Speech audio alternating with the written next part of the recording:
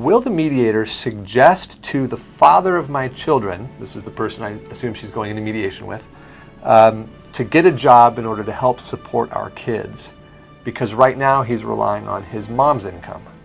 That's an interesting question. So the first question is, what's the mediator going to do?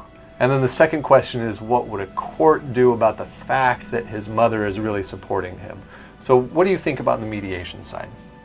Well, that's an interesting question, and so many of these are determined by the facts. And if your mother is supplying you with $50,000, $60,000 a month, then that's a pretty good living, and you may not necessarily have to work. Not everybody does.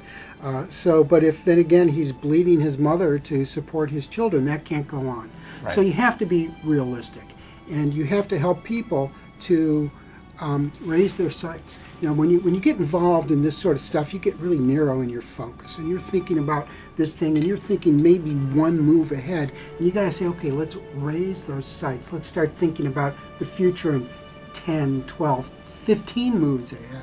And you are going to have to support yourself, and you're going to need money, and these kids are going to have to be educated. So what's the plan for that? Let's help you think about that and plan for that. The law gives us parameters. Everybody has to support their children, and everybody has to support themselves. Right. So if you just illuminate that for people, show them a light, and they'll find the way. Right. They step up to the responsibility of figuring out how to support their children, and you just guide them towards that inevitable necessity.